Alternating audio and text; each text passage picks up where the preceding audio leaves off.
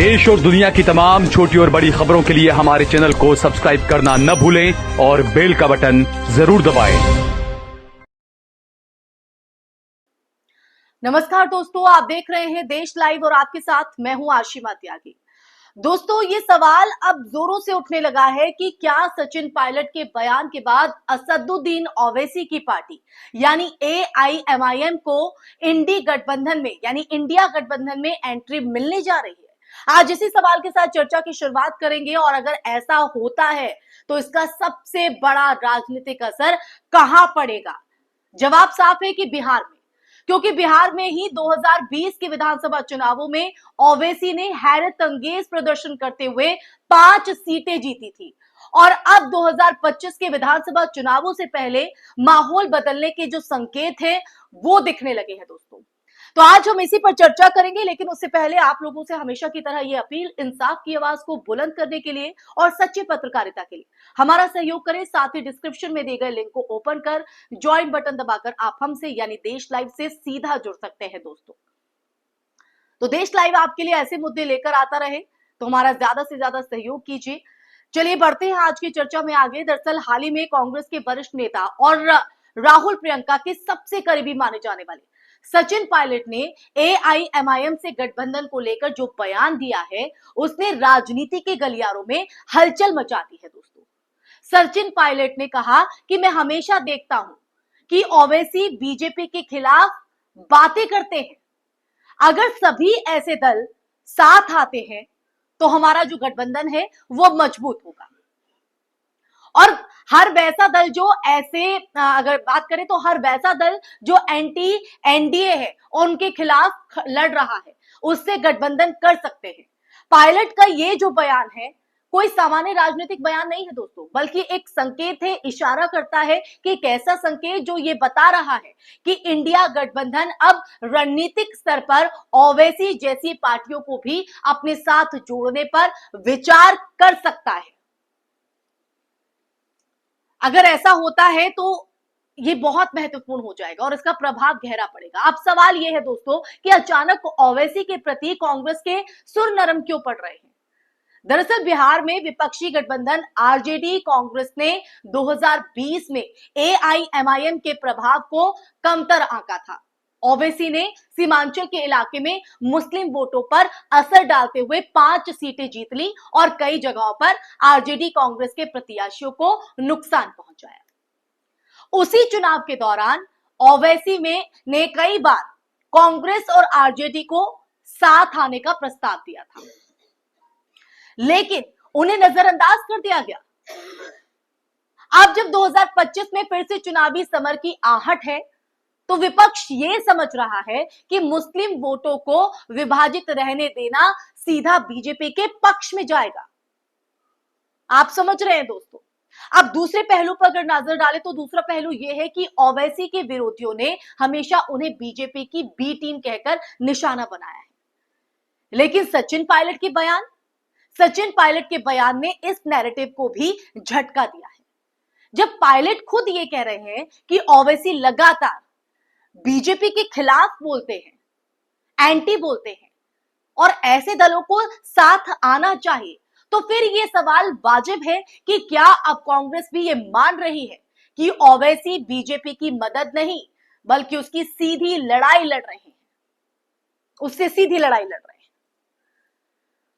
और अगर आप जैसे दल जिन्हें कभी कांग्रेस के कई नेता बी टीम कहते थे आज इंडिया गठबंधन में शामिल हो सकते हैं तो एआईएमआईएम के लिए दरवाजे क्यों बंद रहे।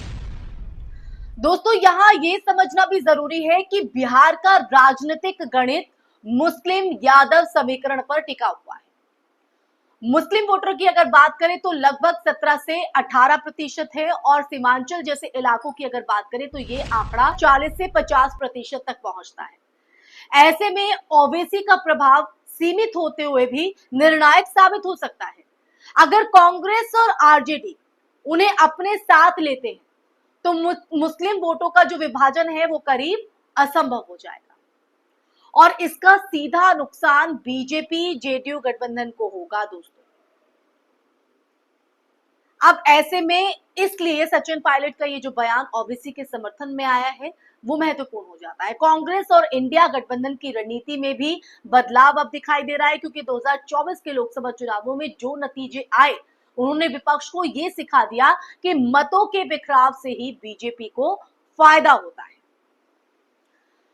यही कारण है कि अब हर राज्य में क्षेत्रीय दलों को साथ लेने पर जोर दिया जा रहा है। सचिन पायलट का बयान इसी रणनीति की झलक है दोस्तों, कि कांग्रेस अब केवल बड़े दलों तक सीमित नहीं रहता, वो बड़े दलों तक ही सीमित नहीं रहना चाहती, बल्कि जो छोटे छोटे प्रभावशाली दल हैं उनको भी अपने साथ लाकर एक व्यापक विपक्षी मोर्चा खड़ा करना चाहती है। दोस्तों, बिहार ही नहीं, पश्चिम बंगाल और उत्तर प्रदेश जैसे राज्यों में भी ओवैसी का जो प्रभाव है वो भले सीमित हो, लेकिन वो वोटों के संतुलन को प्रभावित करने की क्षमता रखते हैं। इसलिए ये गठबंधन केवल बिहार तक सीमित नहीं रहेगा, बल्कि देशव्यापी विपक्षी एकता का हिस्सा बन सकता है। अब राजनीतिक हलकों में ये चर्चा भी आम हो चली है कि अगर सचिन पायलट का ये रुख कांग्रेस नेतृत्व का संकेत देता है तो आने वाले महीनों में ओवैसी और कांग्रेस के बीच बातचीत तेज हो सकती है। ओवैसी भी बार बार ये कहते रहे हैं कि उनका मुख्य लक्ष्य बीजेपी को हराना है। अगर दोनों पक्ष एक दूसरे के करीब आते हैं तो ये न सिर्फ बिहार बल्कि राष्ट्रीय राजनीति में भी एक बड़ा बदलाव ला सकता है दोस्तों, बड़ा बदलाव। तो आज की इस चर्चा में अंत में मैं बस एक बात कहीं ना कहीं हमें साफ दिखती है दोस्तों, कि भारतीय राजनीति में कोई भी दरवाजा हमेशा के लिए बंद नहीं रहता। जो कल एक दूसरे के सबसे बड़े विरोधी थे आज साथी बन सकते हैं, अगर सत्ता का लक्ष्य साझा हो। लेकिन पायलट का बयान इसी बदली हुई बात करें राजनीति की एक झलक है। अगर ये बयान रणनीति की भूमिका है तो बहुत मुमकिन है कि आने वाले महीनों में असदुद्दीन ओवैसी भी इंडिया गठबंधन के मंच पर खड़े दिखाई दे। और दोस्तों, अगर ऐसा होता है तो बिहार की राजनीति ही नहीं बल्कि पूरे देश का जो सत्ता समीकरण है वो बदल सकता है। ये वही बिंदु होंगे जहां विपक्षी एकता केवल नारे से निकलकर एक वास्तविक रणनीति में तब्दील हो जाएगी। तो आप ही समझिए इस राजनीति को और सचिन पायलट के इस बयान को आप किस तरह से देखते हैं, क्योंकि मैं चर्चा का समापन करती हूं इसी बात के साथ। लेकिन सचिन पायलट के बयान को आप किस तरह से देखते हैं? आज की जो चर्चा देश लाइव ने की है, इस चर्चा को आप किस तरह से देख रहे हैं? ये चर्चा अगर आपको पसंद आई है, ना पसंद आई है, आपकी जो राय है वो बहुत महत्वपूर्ण होती है।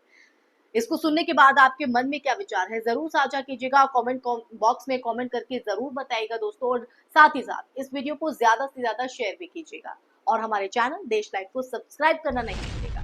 इसी के साथ आप लोगों से इजाजत लेना चाहूंगी, फिर हाजिर होंगे एक नए टॉपिक के साथ। तब तक के लिए अपना ख्याल रखिए। जय हिंद, जय भारत, नमस्कार।